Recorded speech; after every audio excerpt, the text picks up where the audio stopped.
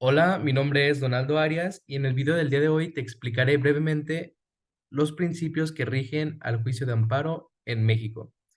Antes de comenzar, hay que tener presente que son 7 los principios que rigen este juicio, en los cuales son instancia de parte, agravio personal, definitividad, prosecución judicial, estricto derecho, relatividad de la sentencia y suplencia de la queja.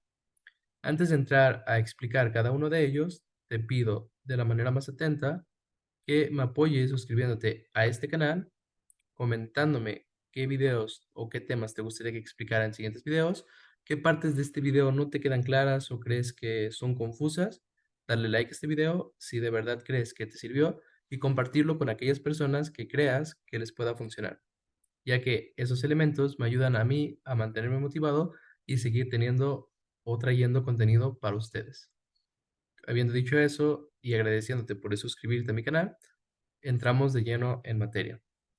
Hay que entender que este juicio de amparo se divide o podemos pensar que se divide en 3 partes. La acción en el amparo, es decir, los presupuestos procesales para poder acudir al amparo, la sustanciación del juicio en comento o el procedimiento mismo del amparo y la sentencia de amparo. Si nosotros vemos el juicio de amparo con estas 3 divisiones, entonces podemos acomodar los principios que les dije en cada una de esas partes. Y les comparto una diapositiva de mi clase de Amparo 1, que es como muy clara en ese sentido. Veamos, los principios fundamentales del amparo los podemos clasificar de esta manera. La acción en el amparo va a estar regido por 3 principios: instancia de parte, agravio personal y definitividad. Es decir, si no contamos con estos 3 elementos o no cumplimos con estos 3 principios, ni siquiera vamos a poder iniciar o instaurar un juicio de amparo. Una vez que cumplimos con estos 3 elementos y se da inicio o se admite a trámite nuestra demanda de amparo, entonces, ¿cómo vamos a sustanciarla o cómo el juez de distrito o el tribunal colegiado en su caso debería darle procedimiento a al juicio de amparo? Bueno, atendiendo al principio de prosecución judicial. Y una vez que ya se admitió a trámite la demanda, que se llevó y se sustanció el juicio de amparo conforme a derecho, entonces seguiría la sentencia de amparo. La sentencia de amparo va a estar regida por 3 principios fundamentales. Es el estricto derecho, relatividad de la sentencia, o mejor conocida como fórmula Otero, y suplencia de la queja deficiente. Si nosotros entendemos de esta manera el juicio de amparo, entonces también nos va a ser mucho más fácil acordarnos de en qué momento o qué principios son necesarios para cada una de estas partes. Y habiendo dicho eso, entonces ahora sí, ¿cuál es el principio de instancia de parte? El amparo inicia mediante la presentación de la demanda por parte de la persona que se sienta agraviada por sus derechos humanos. En consecuencia, ¿cómo debe iniciarse? Bueno, tiene que haber un, un elemento que nos diga o exprese la voluntad del quejoso de acudir al juicio de amparo. Entonces, este principio de instancia de parte muchas veces lo vamos a relacionar con que la firma del que lo esté promoviendo calce en el documento, en la demanda. Es decir, un juez de distrito o un tribunal colegiado de circuito o los que les toque conocer el amparo, no va a empezar de forma oficiosa un amparo. Es decir, oye, eh, yo soy juez de distrito y me di cuenta que sucedió este acto, yo voy a empezar para defender a este quejoso porque soy juez el juicio de amparo. No, tiene que constar la voluntad de esa persona que se crea lastimada en sus derechos fundamentales, presentando la demanda, pero la demanda tiene que constar su firma para que realmente haya una acreditación fehaciente de que él tiene la voluntad de iniciar esa instancia jurisdiccional con el juicio de amparo. Entonces, el principio de instancia de parte es que la persona tiene que manifestar la voluntad de empezar el juicio de amparo, en resumen. Ahora, el principio de agravio personal, o sea, ya no solo basta con la voluntad del acto, ya no solo basta con la voluntad del quejoso, sino que el acto reclamado debe causarle al quejoso un perjuicio personal, ya sea directo o por su especial posición frente al orden jurídico. Esta diferencia, que yo lo podría explicar en otro video, es relativo al interés jurídico y al interés legítimo. Cuando estamos hablando del interés jurídico, hablamos de un agravio personal y directo, y cuando hablamos de un interés legítimo, estamos hablando de un agravio que se da por su especial posición frente al orden jurídico, pero bueno, ese es tema de otro video. Entonces, sigamos con el principio de agravio personal, es que ese acto que se está reclamando te vaya a causar una afectación, ya sea en tu interés jurídico o por tu interés legítimo, y que ese acto tiene que venir de una autoridad o de un particular que actúe como autoridad. Ahora bien, el principio de definitividad. El amparo es considerado un medio de defensa extraordinario y no puede ser interpuesto si no se agotan todos los remedios legales que puedan subsanar el agravio. Y también existen excepciones a este principio, que también, si a alguien le gustaría, puedo hacer un video mucho más largo explicando las excepciones del principio de definitividad. Para fines prácticos, digamos que estamos en un juicio del foro común, en el cual perdemos la sentencia. Antes de podernos ir al amparo directo, en este caso, tendríamos que agotar el recurso de apelación si es que procede o el recurso ordinario que prevé la ley. Si ya no hay ningún recurso ordinario o excepcional que prevé la ley, entonces ahora sí podríamos acudir al juicio de amparo. Ese sería un ejemplo del principio de definitividad y estaríamos ya eh, cumpliendo con los primeros tres principios que nos va a ayudar a que se le dé trámite a nuestra demanda de amparo. ¿Se acuerdan con lo que veíamos? La acción en el amparo, cumpliendo con el principio de agravio personal, de instancia de parte y definitividad, entonces es factible que el juzgador pueda darle trámite a nuestra demanda de amparo. Ahora, empezando con el procedimiento. El principio de prosecución judicial significa que se deben de respetar los principios generales del proceso, es decir, la carga de la prueba, igualdad de las partes, y todos los procesos se deben de ventilar bajo los procedimientos que establezca la ley. Este principio de prosecución judicial es sobre todo una obligación que tiene que cumplir, ya sea el juez de distrito, el tribunal colegiado o el tribunal de apelación, el que esté conociendo el juicio de amparo, el que tiene que atender a este principio de prosecución judicial respetando los principios generales del derecho.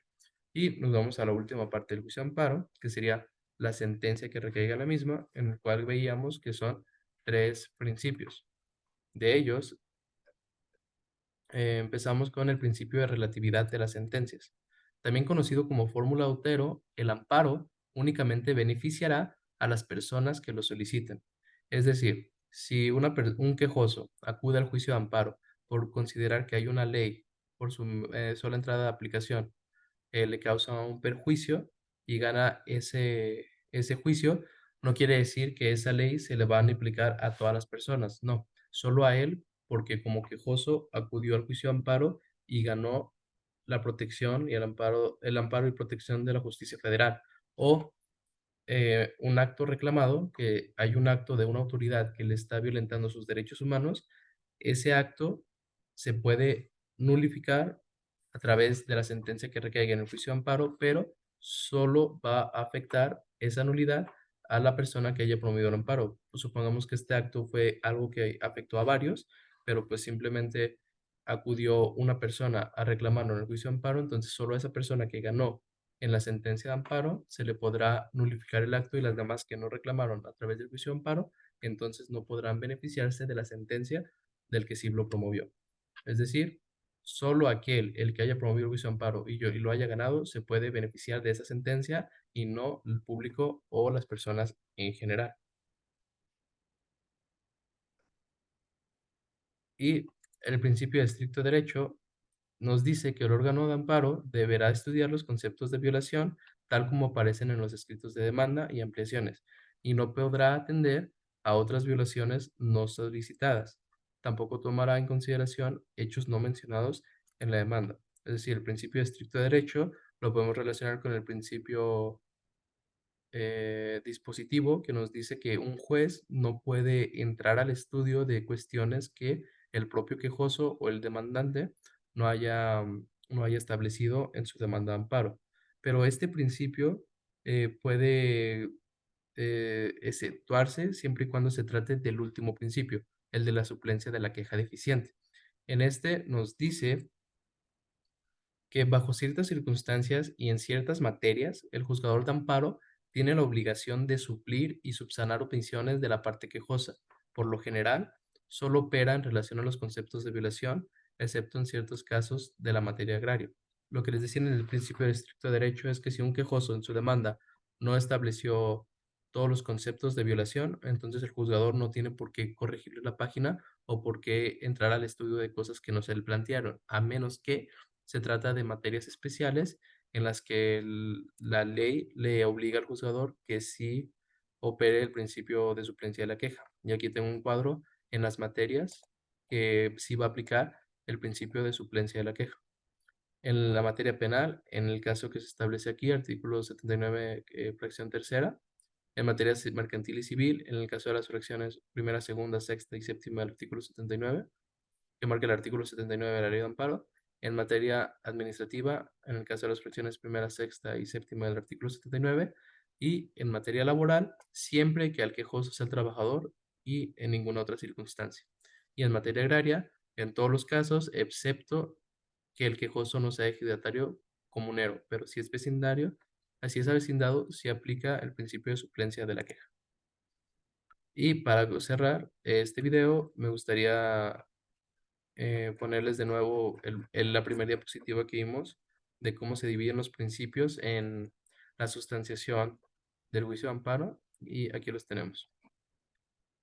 Entonces decimos que para poder hacer que a nuestra demanda de amparo se le admita a trámite, debemos de cumplir con tres principios: instancia de parte, manifestar nuestra voluntad de acudir al juicio de amparo; agravio personal, que el acto que estamos reclamando en el juicio de amparo nos cause un perjuicio en nuestra esfera jurídica de manera directa, apelando a un interés jurídico, o de manera indirecta y por nuestra especial posición frente al ordenamiento jurídico, apelando a un interés legítimo; y que hayamos agotado el recurso de definitividad, entendido que hayamos agotado todos los recursos ordinarios antes de acudir a este juicio excepcional, que es el juicio de amparo.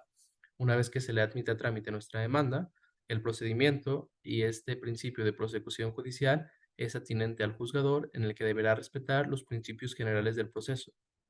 Y por último, la sentencia de amparo, como veíamos, es de estricto derecho. No vamos a entrar, o el juzgador no debe entrar al estudio de cuestiones que no fueron planteadas en la demanda y durante el juicio, al menos que se trate del principio de suplencia de la queja, donde se va a suplir y subsanar aquellas cuestiones que el quejoso no dijo, pero solo en las materias que les enseñé en el cuadro anterior.